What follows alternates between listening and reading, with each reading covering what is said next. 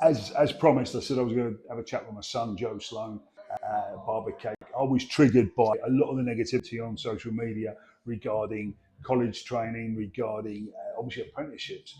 And I spoke to Joe about it. And can you give us your view? I am pro apprenticeships. For me, I run my business now. I don't cut hair anymore per se. So in order for me to grow my company, I need my barbers. I need everyone in sync, everyone doing their jobs. In order for my barbers to reach their full potential, I need people that are going to help them. I need people that are going to make drinks, going to sweep up, look after clients. Of course, as well, where I see longevity within my company, this isn't like a 5-minute thing. I'm playing for keeps. So for me, that's the next generation. I don't. As much as I think college courses are incredible, and whatever course you're doing to become a barber, hasn't got to be at college. Wherever you're learning, I think it needs to be credible. And for me, we're going to take that to the next level. So you're going to give us them learning the fundamentals of barbering. Yeah. So what an apprenticeship means to me is I don't need them when they're an apprentice here, they learn how to run the business. I see value in longevity. First and foremost, I need to look after my barbers. In order for my barbers to be looked after, their clients need to be looked after.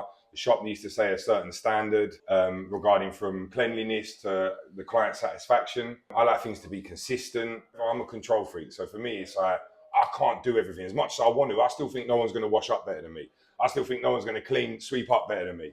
I still think no one's going to provide customer service better than me. However, so I need people that I can mold and encourage to be that person within the business. And there's only one category that fits, and that is apprenticeship. I think college is an introduction to barbering. Yeah, and I think that's how I see it. I see it as an introduction. It gives these employability skills to go in. But I think I said to you, and I work closely with you, not just because you're my son, but Joe buys into the fact it's a three-way partnership. It's me as a training provider, it's Joe as the owner, and as Joe would say, I think what he's been saying there, he's investing in an apprentice. He doesn't want somebody to be washing up. He wants them on the shop floor. And the only way to grow a business, Joe's or mine, is to have that talent coming through. So that's kind of how I see it. Listen, I've just got a 10-year lease on you. Yeah. It's within my interest. I have people that are all singing from the same hymn sheet, that are understanding how I want, because that's the other thing. It's like when you're a business owner, it has to be your model. Yeah. Do you know what I mean? People it's your DNA. People have to understand how you want to do it. So for me, I can encourage, mold, and grow, and also it's quite easy. Not easy. It's easier to inspire younger people that don't, or anyone that has less knowledge on you in something. Mm-hmm.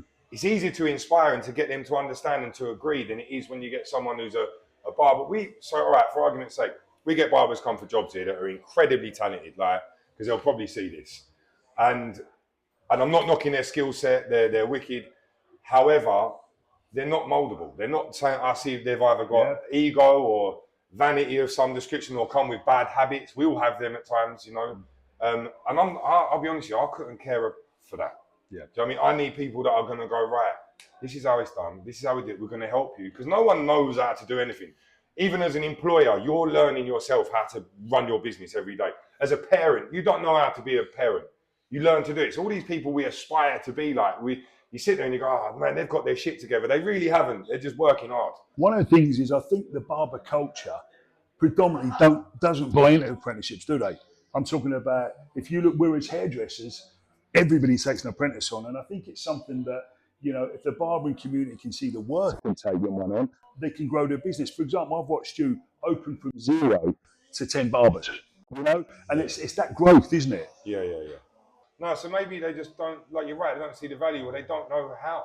Yeah. They don't know why. They don't know the benefit of having one. And if it's not scripted and you've never done it before, then it probably is a daunting thing. It's a cultural change, isn't it? Hairdressers all take apprentices. But it's mad, because it's like once upon a time, barbers would be like, appointments, God forbid you do an appointment, and now everyone wants a booking system. Now people have got appointment system, now it's like, I've got no shows. People do this, I'm getting the barber down the road booking because he's an absolute, you know what I mean, and trying to book out my day. We get that, right? Do you know what I mean? You're always going to find a problem with whatever you do. Why not find a problem where there's growth? Yeah. I couldn't tell you what Joe Bloggs is doing down the road anyway. I couldn't give a shit about what anyone else is doing. I just worry about these however many walls I've got in here and what's going on for me. I do think sometimes because there's a lot of love. It's like having a kid, having a pet. Do you know what I mean? If you haven't got time most people ain't got time for themselves all the time nowadays. So I think having to making time and adjusting, you know what I mean? We'll have these ideas, I'm going to go gym more. I'm going to have a better diet. I'm going to swear less. I'm going to love more. I'm going to care more.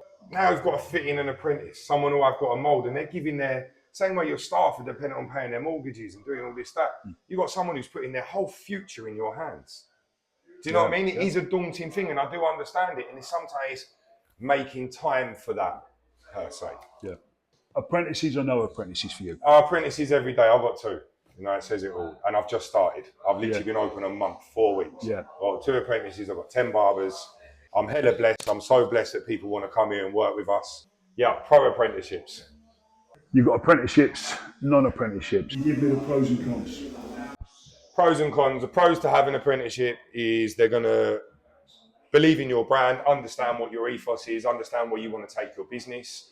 They're going to help your barbers deliver a better service. They're going to make your clientele feel more accommodated and comfortable.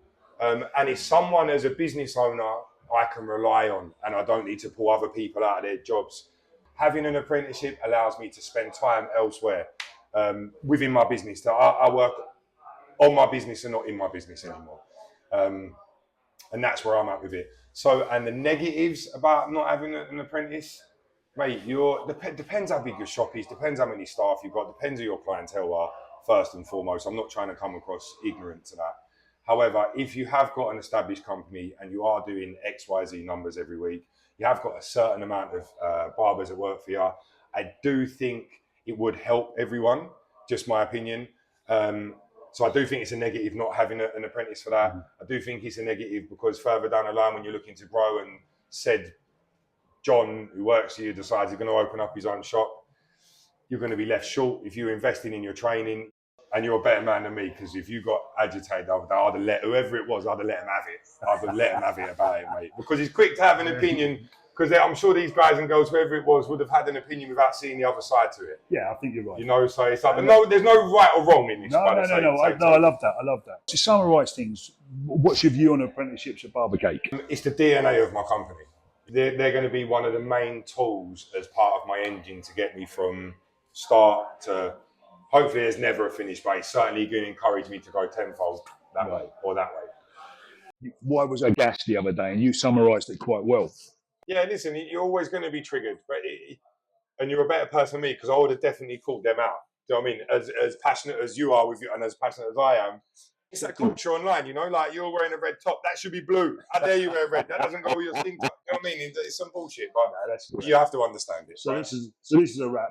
We've got a second, but we've got a different side. So as Joe quite rightly said, it triggered me and it gave me this, that's why I responded to this. But we've got another point of view. Respect both. And Adam Sloan, CEO of MHFed, this guy's like a son to me.